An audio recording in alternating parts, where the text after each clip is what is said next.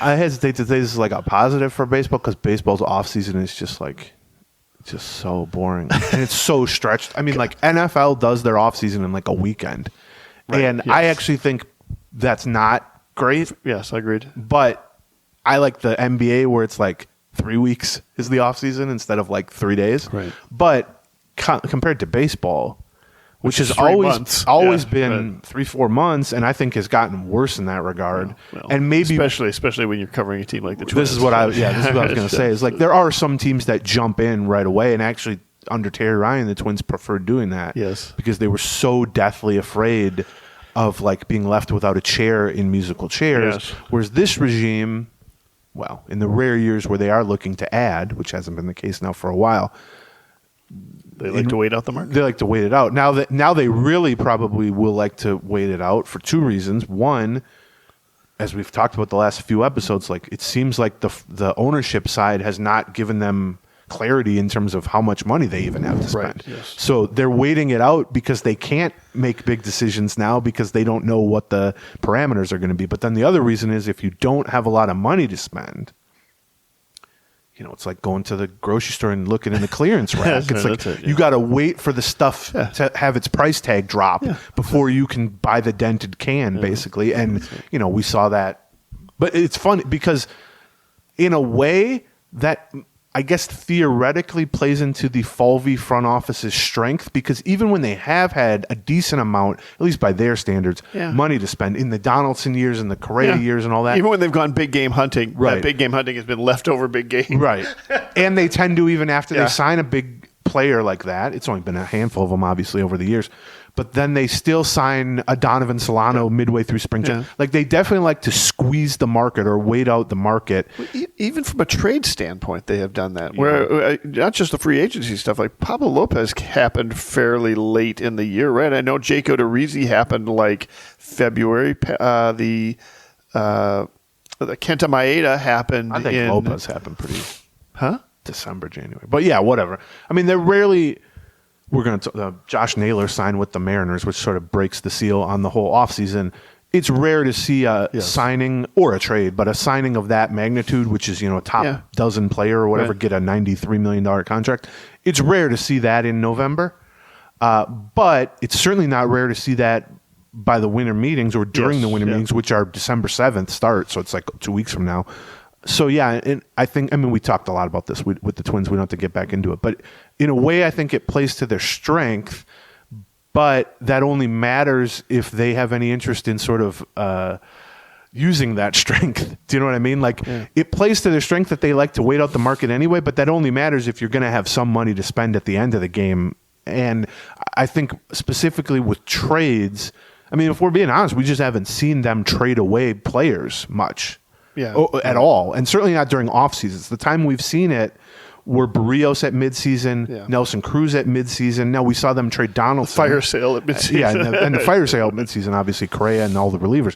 Now we saw them trade Donaldson in like December, whenever that was. No, Donaldson was in March, but that was because it was post lockout. Oh, it was right after the lockout. All those trades happened in early March because the lockout had happened until the first week of March. Yeah, so I think that was weird circumstances on a number of fronts. 100%. But they just have not. I mean, they haven't rebuilt really, and so they haven't traded away veterans during the offseason. All their veteran trades have been at midseason when they realize that specific roster, that specific team is not going anywhere. Like I said, Barrios, Cruz, Correa, the relievers, et cetera, et cetera. So I don't really have a great sense of like what would it look like from a timing standpoint for them to trade a Pablo Lopez or a Joe Ryan or even like a Ryan Jeffers, because they just haven't done that during an offseason really at all. And I mean, Donaldson, you traded away a star player, but it was basically a salary dump situation, and that, you know, was pretty complicated. But so, I don't know. I mean, I think what I would say is I'm not so worried about what the lack of clarity from ownership and sort of the uncertainty, the steps they're taking, where they're just like, I don't know, we got to wait.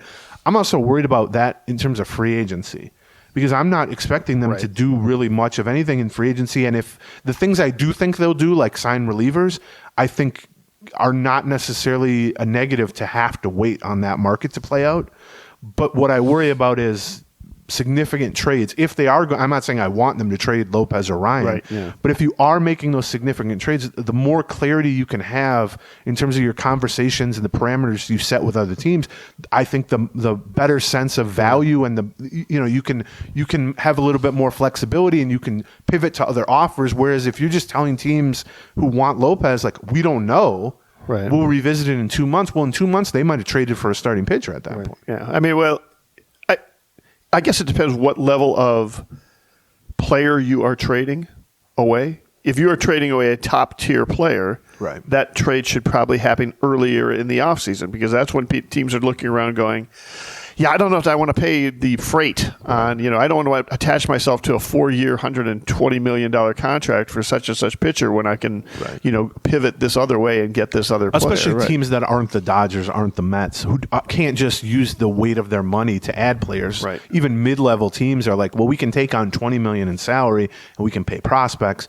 And I think, the other thing is front offices, not the Twins, but other front offices are going to be very motivated because they're going to come out of the starting blocks of an offseason and they're going to have a whiteboard that says, what's the number one priority? Add a frontline starting pitcher. Right. Yes. Well, if you let the market, free agent, and trade play out for 2 months, yes, well, then half those teams are going to cross that out, or they've moved on to other things. And it's like, it doesn't mean the value disappears. It doesn't mean someone like Pablo Lopez ceases having value, but you're going to have fewer motivated buyers because they're going to have been motivated and they're going to have bought. It can also be that somebody's, musical chairs ended and they ended up without a chair. If you whiffed on it completely. Right. So but there are so many ways to yes, check that box when the free agent Agreed. market and the full scope of trades are available to you, that it's like, It is interesting to me, though, like even somebody like when they traded away Arraez, I just looked it up. January 20th is when they, which is, right. fairly, it seems like everything starts for the Twins somewhere around January 15th. Right. Donaldson was late in January, too. It does seem it is interesting, even when they are trying, some relatively big swings, and it's been late in the offseason.